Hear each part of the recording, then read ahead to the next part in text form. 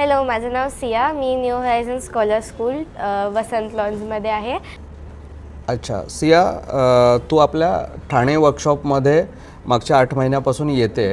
तर आपण थोडंसं तुझे जे 5 सेन्स ऑर्गन्स आहेत तर ते कसे थोडे एक्स्ट्रा सेन्सरी काम करते ते आपण पाहूया. जनरली आपण व्हिज्युअल्समधून सगळ्या गोष्टी करतो, जसं की रीडिंग असेल, रायटिंग असेल किंवा कलरिंग असेल, क्यूब सॉल्व करणं असेल. तर आपण थोडंसं तुझे जे सेन्सरी ऑर्गन्स ग्रो झालेत, ज्याला आपण म्हणतो 6 सेन्स कुठेतरी तुझं चांगलं काम करायला लागलं आहे, तर आपण थोडंसं तुझे डोळे बंद करून बाकीच्या ॲक्टिव्हिटी करून पाहूया का?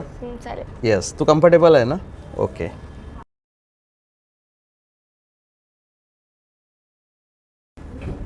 येस, आता वरती मान करा बाळा, बघूया इकडे. येस. येस. आता आपण हिचं छान पद्धतीने ब्लाइंड फोल्ड केलं आहे. एक मेडिकल कॉटन आहे ते छान पद्धतीने प्रेस केले आणि वरती आपण एक स्ट्रिपसुद्धा बांधले.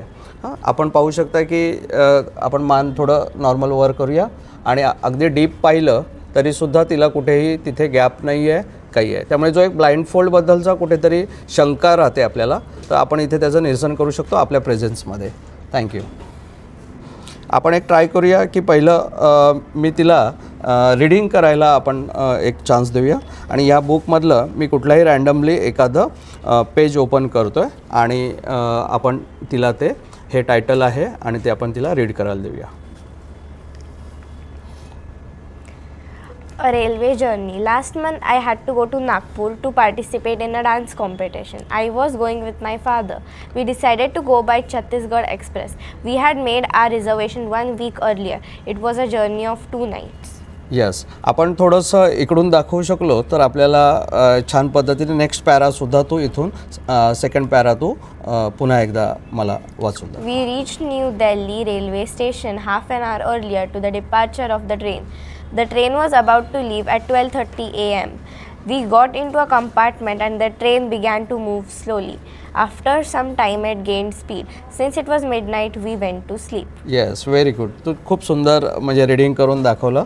असंच आपण थोडंसं इथे एक क्यूब आहे, तर हे सुद्धा तू क्लोज आईजने पुन्हा एकदा आपण जस्ट इथे पाहू शकतो की तिचे आईज ब्लाइंड फोल्ड तसंच आहे. येस, सिया खूप सुंदर पद्धतीने तिने या पिरियडमध्ये स्वतःला ग्रो केलेलं आहे. तिचे पॅरेंट्स असावेत, त्यांनी सगळ्यांनी खूप मनापासून तिच्याकडून या सगळ्या गोष्टी ज्या घरी प्रॅक्टिसेस केल्या पाहिजेत, जी मी म्हटलं आहे अमोघ क्रिया, ती त्याच्यावरती सुंदर पद्धतीने काम करते. त्यामुळे जो ब्रेन आहे तो स्टिम्युलेट खूप सुंदर पद्धतीने झाला आहे. तिचे जे सेन्सेस आपण पाहतो आहे की स्मूथली काम करत आहेत. याचा रुटीन लाईफमध्ये तिच्या काय उपयोग होणार आहे, तर ती जे स्कूलिंगमध्ये जे काही सेशन्स अटेंड करते ॲज अ ॲकॅडमिक्स म्हणून, तर ते अजून सुंदर पद्धतीने ग्रास्पिंग होणार आहे. किंवा बंद डोळ्यांनी जेव्हा ते सगळं करते तर आपल्यालाही सगळ्यांना माहिती आहे, आपण एक्झाम्समध्ये कधीकधी एखादं क्वेश्चनचं आन्सर नाही येत आहे तर आपण बंद डोळे केलेले आहेत आणि ते रिकॉल करण्याचा मेमरीमध्ये प्रयत्न केलेले आहेत सगळ्यांनी. तसं तिचे डोळे बंद असताना अदर जे सेन्स आहेत, मग तो स्मेल असेल, टच असेल, टेस्ट असेल, तर ती त्याच्याने ते सगळे कलर्स जे आहेत ते आयडेंटिफाय करते क्यूबचे आणि मग ती त्या पद्धतीने ते अरेंज करत चालले. किती पाहिलं तर ते इंटरेस्टिंग आहे. थोडंसं इमॅजिन न होणारी गोष्ट आहे, पण this is fact, this is reality. आणि प्रत्येक बाळ हे असं करू शकतं. याच्याबद्दलचे मनामध्ये काही गैरसमज असतील तर नक्की आपण ते समोरासमोर अशा गोष्टींची क्लिअरिटी घेऊन आपण जर आपल्या पुढच्या पिढीला ह्या गोष्टी दिल्या पाहिजेत, त्याच्यापासून कुठेतरी ते दूर राहत आहेत का याच्यासाठी स्वतःला प्रश्न विचारला पाहिजे. आणि याचा ॲकॅडमिक्स असेल, हॉबीज असतील, त्यांचे अन्य काही स्किल्स असतील, ह्या सगळ्यामध्ये त्यांना ह्या सगळ्या गोष्टीचा उपयोग होणार आहे. कारण कॉन्सन्ट्रेशन, ग्रास्पिंग, कोऑर्डिनेशन आणि मग त्याच्यातून वर्बल असेल किंवा होल बॉडीमधून ते त्यांचं आउटपुट अशा पद्धतीने इम्प्रूव्ह करताना दिसणार आहेत. येस, सुंदर. तुम्ही पाहिलं तर त्यांनी छान पद्धतीने क्यूब सॉल्व केलेलं आहे. आपण थोडंसं तिला इथे ड्रॉइंग एखादं बुक आहे, मी एखादं रँडमली हेच पेज देतो, हे तुम्ही पाहाल की हे आहे, तर ती स्वतः त्याच्यामधले कलर चूज करेल. आणि इथे ना फ्लॉवर्स आहेत, तर त्यातले आपण तिला हे करूया. पण इथे काय इमेज आहे जी मी ओपन केली हे तू फील करून सांगू शकते का? मरमेड. अच्छा, मोठ्याने थोडं सांगणार का? मरमेड. Okay, thank you. आता यातलं जे मिडल फ्लॉवर आहे ना, त्याला कुठला कलर आहे ह्या इमेजमध्ये तो पाहून तू, हां, तर तो तू तिथे फिलअप कर. अच्छा, म्हणजे तू चूज करताना तुला लगेच कळतं आहे की रेड कुठला आहे आणि अगदी तुला त्या फिगर्समधले बाउंड्री लाईन्स कळत आहेत. अरे वा, स्पीड ही खूप सुंदर आहे. म्हणजे आपण पाहू शकतो की ती ब्लाइंड फोल्डनी राईट हँडनी कलर फिलअप करते. पुन्हा एकदा आपण लाईव्ह एकदा नेक तिची वर करून पाहूया की कुठे काही तिला दिसतंय का, तर मुळात नाही.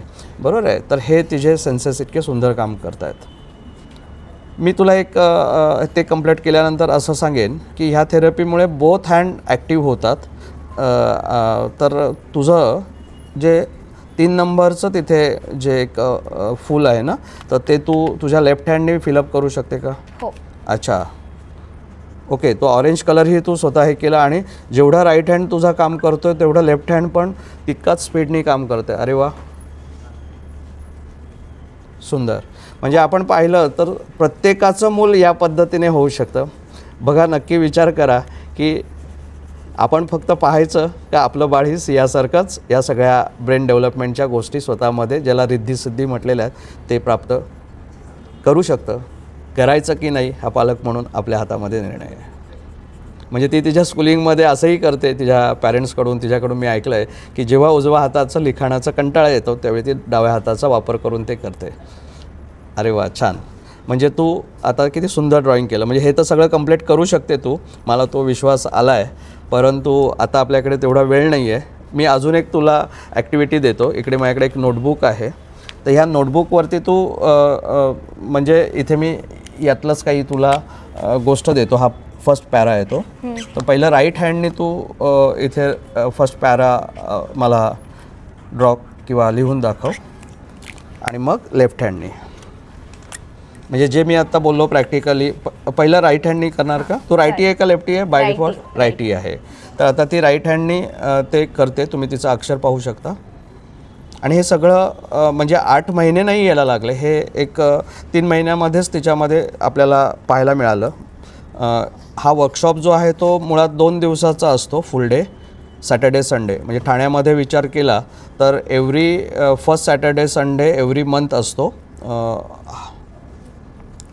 आणि पुण्यामध्ये हा 3rd सॅटर्डे संडे असतो.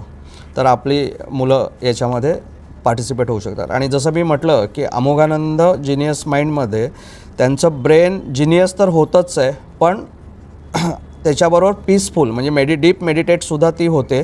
म्हणजे ती डीप कनेक्शन होतं, सराउंडिंगशी डिस्कनेक्ट होते आणि चांगल्या पद्धतीने ह्या ब्रह्मांडाशी ती कनेक्ट होऊन तिच्यामध्ये एक शांततासुद्धा, बिहेवियर चेंजेससुद्धा खूप आपल्याला आजपर्यंत पाहायला मिळालेले आहेत. तर आपल्या प्रत्येकाला वाटेल की आपलं मूल जिनियस पण झालं पाहिजे आणि स्पिरिच्युअली ते त्याची ग्रोथसुद्धा पर्सनॅलिटी वाईज छान झाली पाहिजे. तर ते आपल्याला सिंहासारख्या बऱ्याचशा मुलांमध्ये आपल्या ह्या अकॅडमीशी जोडलेल्या पाहायला मिळते.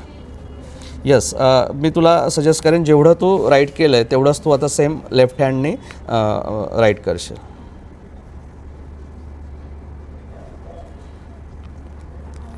अच्छा, व्हेरी गुड. म्हणजे ह्या 8 महिन्याच्या पिरियडमध्ये आता लेफ्ट हँडनी सुद्धा तू लिहिते आणि त्याचाही एक सुंदर स्पीड तुझा आलेला आहे. म्हणजे मला तर वाटतं जसा पिरियड जाईल तसं तुझं लेफ्ट हँडसुद्धा राईट हँडच्याच स्पीडनी काम करायला लागेल.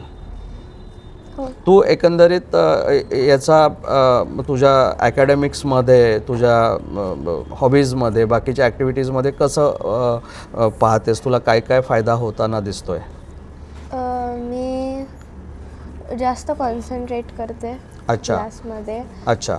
आणि माझे मार्क्स पण इम्प्रूव्ह झाले. अच्छा, म्हणजे तुझे टेस्टमधले मार्क्स इम्प्रूव्ह होत आहेत. म्हणजे कशा पद्धतीने तू एखादा कुठल्या सब्जेक्टचं की ज्याच्यामध्ये फारसा पूर्वी इंटरेस्ट वाटत नव्हता आणि आता त्यात डेव्हलप झालं, असं कुठलं मला काही सांगण्यासारखं आहे तुझ्याकडे? Social studies. अच्छा, म्हणजे आता त्याच्यामध्ये तुला छान इम्प्रूव्हमेंट दिसते.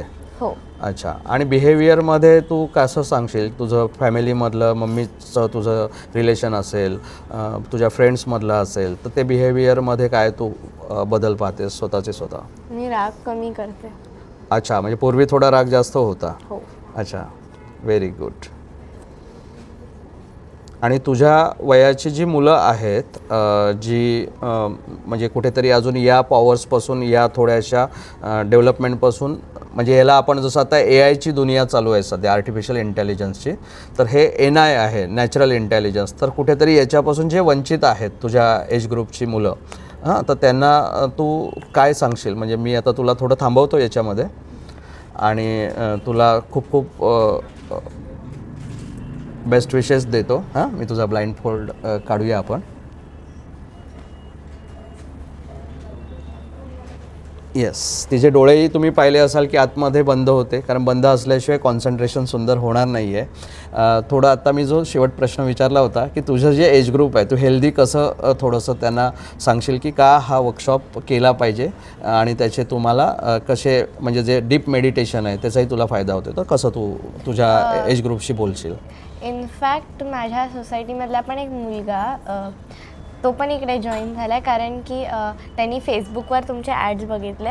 आणि माझ्या एज ग्रुपमध्ये मी हे सांगेल की जर तुम्हाला म्हणजे सॅटर्डे संडे हा टाईम असेल किंवा तुम्हाला जर ब्लाइंडफोल्ड वगैरे कॉन्सन्ट्रेशन वाढायला पाहिजे, तर तुम्ही हे जॉईन करू शकता सेशन. असं पण नाही की ते पूर्ण दिवसाचं आहे, इट्स ओनली लाईक 10 to 12 बार, आणि त्यात पण ते 4 तास तर झोपायलाच देतात. आणि ते ओव्हरऑल सेशन जे आहे ते तू एन्जॉय करते का तुझ्यासाठी ते बोरिंग आहे? एन्जॉय करतो आम्ही. अच्छा अच्छा, येस.